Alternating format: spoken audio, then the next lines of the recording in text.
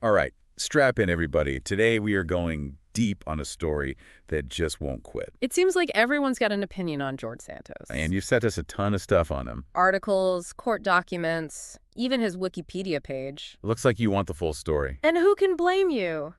This guy's life is wild. So we're going to tackle that age-old question, grifter or gifted? What's so interesting about the George Santos story is that we see the same thing happen over and over again. Someone comes out of nowhere, Seemingly larger than life. and then the whole thing falls apart. Makes you think, how do we separate true vision from someone just playing us?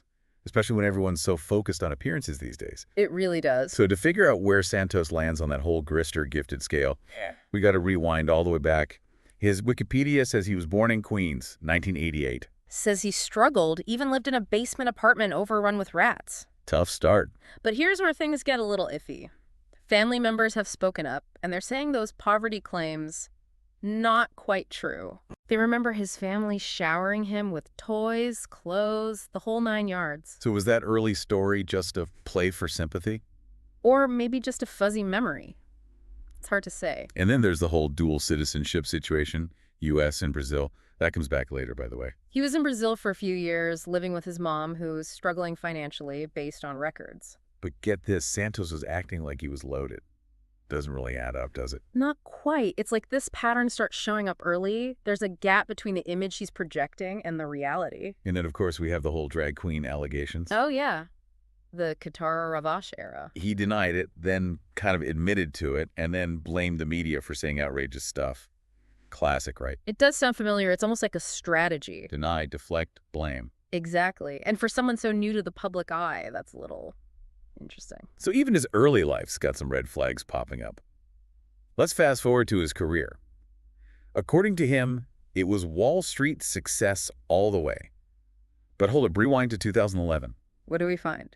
Santos working at a Dish Network call center.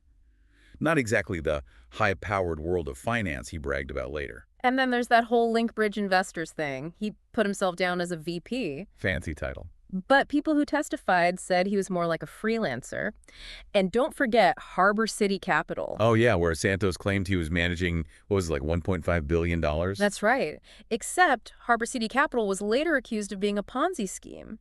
The SEC even filed a suit against them. So even before politics, Santos was involved with some shady business. Seems like that embellishing thing, for lack of a better word, was a recurring theme in his life. Makes you wonder if it was all part of the plan, or if he just couldn't help making himself look bigger than he was. Either way, this all sets the stage for his jump into politics. And that, as you know, is where things really take off. And come crashing down. Exactly. Before we get into the political stuff, I gotta ask, was there anything genuine about this pre-politics Santos? Any sign he might actually be gifted, or was it all just smoke and mirrors? That's a great question, and to be honest, it's tough to say. He definitely had a knack for self-promotion. He could definitely sell himself. And he seemed to connect with people easily. But was he actually trying to make a difference, or was it all about what he could get out of it? To answer that, I guess we got to look at how he climbed that political ladder. Yeah. And it all starts with some, let's just say, energetic activism. He became the head of a United for Trump group, got into counter-protests, even a fist fight. Talk about making an entrance. He didn't shy away from the spotlight. And here's where his charisma and ability to connect with people really shine. He knew how to tap into people's emotions, and in politics, that's powerful stuff. But even with all that energy, his first attempt at running for Congress in 2020 against Tom Suozzi was a flop. And no surprise, even back then, there were whispers about his finances not adding up, those address discrepancies popping up again. It seems those red flags were there from the start. Waving loud and clear. But here's the thing. Those whispers didn't stop him. They didn't even slow him down. It's almost like they pushed him even harder. Because in 2022, he went for it again. This time against Robert Zimmerman. And guess what? He won. Not only did he win, he flipped the district, became the first openly LGBTQ Republican in Congress. Talk about a meteoric rise. Definitely a big win. But as we all know, that victory didn't last long. The truth, or should I say the lack of it, had a way of catching up with him. And boy, did it catch up. Just as he was stepping into the spotlight, the New York Times dropped that bombshell article. The one that revealed big chunks of his resume were, well, let's just say creatively embellished. No college degrees, No fancy Wall Street experience. It was all made up. That article sent shockwaves through the political world. Yeah. Here was this newly elected congressman, seemingly on his way up. And suddenly he's exposed as a liar. And how did Santos react? Did he come clean? Not exactly. He admitted to some embellishments, but insisted he wasn't a criminal. Classic non-denial denial. But the damage was done. Oh, absolutely. The floodgates had opened, the investigations were coming. The New York Attorney General, federal prosecutors, the House Ethics Committee, everyone wanted a piece of Santos. It was like they all realized they'd been tricked. And they weren't happy about it. And as they dug deeper, the fabrications just kept piling up.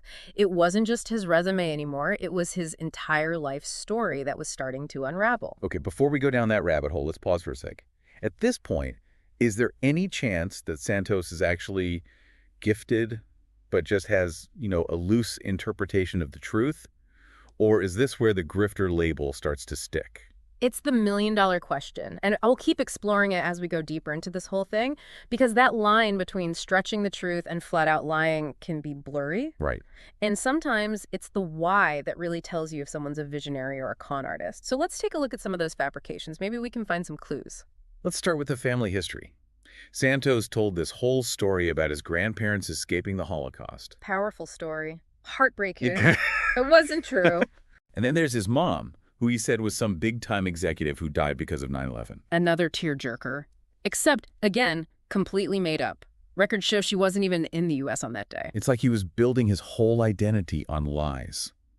And each lie was more dramatic than the last. It does make you question his motives. Was he just trying to make himself sound more interesting, or was there something more calculated going on? And it just keeps going. Remember that story about him losing 4 employees in the Pulse nightclub shooting? Made up. And those 13 rental properties he bragged about?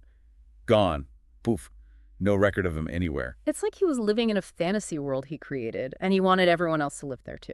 And for a while, a lot of people did. They did. Okay, so we've got mountains of lies about his past, but surely his campaign finances were clean, right? Well, let's just say that one consultant who called Santos a walking campaign finance violation wasn't too far off. His financial disclosures were a mess. His reported income went through the roof between 2020 and 2022.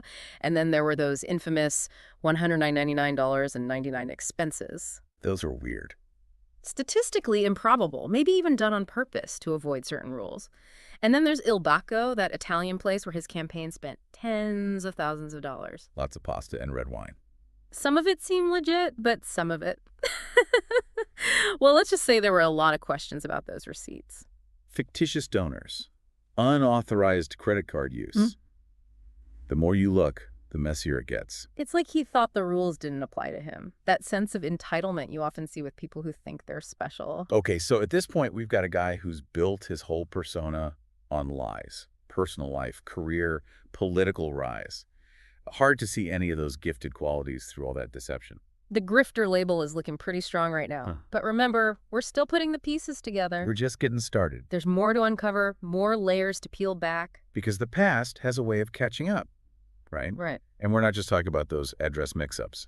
You're talking about the Brazilian check fraud case from 2008, forged checks to buy clothes. It wasn't a huge crime, but shows a pattern that becomes pretty familiar. And what about Friends of Pets United?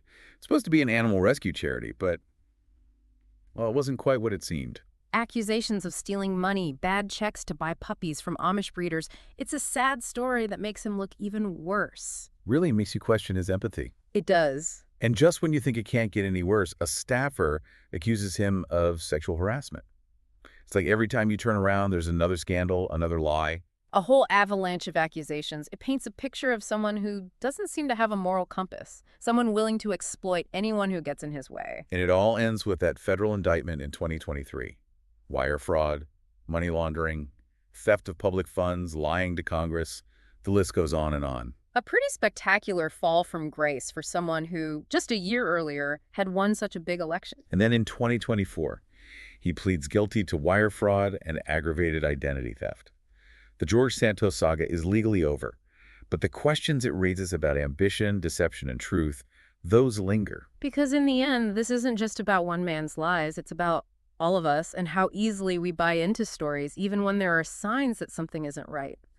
It's about how powerful charisma can be. And how blurry that line is between ambition and deception. Exactly. So Before, we were talking about how the Santos saga ended legally, but there were a lot of twists and turns in that legal battle. Definitely wasn't a straight line to a guilty plea. Not at all. I think we need to look closer at that federal indictment. Yeah, because those charges were serious stuff. They weren't just a slap on the wrist. Yeah. They were saying he did some really bad things. I mean, the indictment lays out 3 different schemes he was allegedly involved in. 3? Yeah, 3. The first one was about him getting political contributions fraudulently. Okay, hold on. What does that even mean? Basically, they're saying Santos tricked 2 supporters. Trick them how? He got them each to donate $25,000 to a company he controlled. Right. But he told them it was a super PAC, Yeah. implied the money would go to things like TV ads to help his campaign. So classic bait and switch. Pretty much. Yeah. So did the money go to those TV ads? What do you think? Nope. The indictment says he used that money for himself, personal expenses. So those donations didn't help his campaign. They went straight into his pocket. Wow. So he saw a chance to take advantage of people who trusted him, and he just went for it. That's what it looks like. What about the other schemes? Were they similar? They were all about deception, but they were different. The second one was all about unemployment benefits fraud. Unemployment benefits. Yeah, unemployment benefits fraud. I mean, this is a guy who claimed to be some Wall Street hotshot. Right. Making tons of money. Exactly. But the indictment says he got about $24,000 in unemployment benefits during the COVID pandemic, No way. while he was actually working and making a 6-figure salary. So he was double dipping. Taking advantage of a system meant to help people who were struggling while he was making bank. And then you have the third scheme. Okay, what's number 3? This one's about him lying on his financial disclosure forms to the House of Representatives. So he was lying about his money even to Congress. Yep. The indictment says he lied about his income, his assets, and his debts. Trying to hide something. Well, he was basically giving a totally fake picture of his finances. It's hard to know for sure why, but maybe he was trying to make himself look richer than he was? Downplay any money problems? It's like he was living in his own little world where reality was whatever he said it was. It does make you think about what was going on in his head. Was he just a really good con man who thought he could get away with anything? Or was it something more, like he actually believed his own lies? Now, that's a fascinating question. But let's get back to those charges for a second. We're talking wire fraud, money laundering, stealing public funds, lying to Congress. This wasn't just some oopsie-daisy paperwork mistake. No, this was serious stuff with potentially serious consequences. And the prosecutors weren't messing around. They had a ton of evidence to back it all up. Bank records, emails, witness statements, the whole 9 yards. It's crazy that he got away with it for so long. How did he keep all those lies straight? That's the question everyone's been asking. How could he create this whole web of deception and keep it going for years? I think there are a few things at play here. Okay, I'm listening because I'm still trying to wrap my head around how he convinced people he was this self-made success when it was all fake. Well, first you gotta consider trust. People tend to believe what they're told, especially if it's coming from someone who seems confident and successful. And Santos was definitely confident. Oh, yeah. He oozed confidence that I know what I'm doing, a vibe that people are drawn to. It's almost like his confidence was contagious. True. And he was really good at tapping into what people want. Their dreams, their desire to believe in the American dream. He presented himself as this guy who came from nothing, made a fortune, and was now ready to use his experience to help others. He was the ultimate rags to riches story. And that's a story that really resonates with people, especially in a culture that often equates money with success and being a good person. He knew how to play that game. And let's not forget about social media. Oh yeah, social media. The perfect tool for creating your own reality. Your own highlight reel. He was a master at using it to promote the image he wanted people to see. Pictures of himself at fancy events, name-dropping important people he supposedly knew, telling stories about his supposed business deals. It was all part of the show, and social media gave him a huge stage to put on that show. Kind of scary how easily we can be tricked by these perfect online personas. It makes you wonder how much of what we see online is even real. It's a good question. It makes you think about how we decide what to believe, how we check if something is true, and how we hold people accountable for what they do online. And let's not forget about the system itself. I mean, Santos was working within a political system that often rewards people who are good at selling themselves. Whether they're actually qualified or not. Yeah. It's a system that values image over substance. Quick sound bites over real discussions, personal branding over actual expertise. And Santos knew how to work that system. He knew how to create an image that appealed to voters who were looking for a certain type of candidate. whether that image was true or not. So in a way, he was a product of our times, a reflection of our obsession with celebrity and our tendency to reward people who know how to play the game, even if they're cheating. It's a pretty depressing thought, but it's something we have to think about if we want to prevent another Santos situation. We do. So Yeah. what can we learn from all of this? What are the big takeaways? Yeah, besides the obvious don't lie lesson. Well, I think one thing is the importance of doing your homework. Whether you're hiring someone, voting for someone, or even just talking to someone online, you got to do your research. Check what they're saying. Don't just take things at face value. Exactly. Look for things that don't add up. Check their background. Talk to people who know them. There's so much information available online these days. But you got to be careful about what you believe. Just because it's on the internet doesn't mean it's true. That's like being a detective. You got to look for clues. And I think the Santos story also shows us that we need more transparency in our political system. How can we make sure candidates are telling the truth about their qualifications and their past? How can we stop someone like Santos from slipping through the cracks? Good questions, because right now it feels like the system rewards people who are good at playing the game, even if they're playing dirty. It's a valid concern, and it's not an easy problem to fix. But we could start by having better fact-checking, both in the media and within political parties. We need to support investigative journalism, give reporters the resources they need to dig deeper and find the truth. And we need to make sure people can hold their elected officials accountable. We can't just sit back and hope the system will fix itself. We have to be involved, stay informed, and speak up when something's wrong. It's about taking back our democracy and demanding more from the people who represent us. So in a world where appearances are everything and lies can be hidden so easily, how can we tell the difference between someone who's genuine and someone who's just conning us? How can we know who's actually trying to make a difference and who's just out for themselves? That's the big question, isn't it? And it's not just about politics. It's about every part of our lives. Because con artists can be anyone, right? They're not all politicians or businessmen. They can be anyone who's willing to use your trust to get what they want. And that's what makes them so dangerous. They can be charming and persuasive. They seem trustworthy, and they know how to use our hopes and fears to get us to do what they want. So how do we protect ourselves? How do we avoid falling for their tricks? It's not always easy, but I think one big difference between a visionary and a con artist is what drives them, what motivates them. A visionary truly wants to make the world a better place. They have a clear idea of what they want to achieve, and they're willing to work hard to make it happen. And a con artist is just looking out for number one, right? Right. They want power, money, fame, and they'll use anyone or anything to get it. So we have to look past what they say and see what they actually do. Exactly. What have they actually accomplished? Have they taken concrete steps to reach their goals? Do their actions match their words, or is there a big gap between what they say and what they do? So it's about looking for substance over style. Actions speak louder than words. Exactly. Be careful. Don't be blinded by charm or smooth talk. Be skeptical but not cynical. Right. Be open to new ideas, but don't be gullible. Be an active citizen who holds their leaders accountable and demands honesty and integrity. Because at the end of the day, the truth matters. It matters for our democracy, our society, and even our own well-being. So before the break, we were talking about what happened after Santos was kicked out of Congress. You'd think after something like that, most people would just disappear. Lay low, try to rebuild their lives out of the spotlight. But not George Santos. He's not exactly known for being shy. Nope. He went in a totally different direction.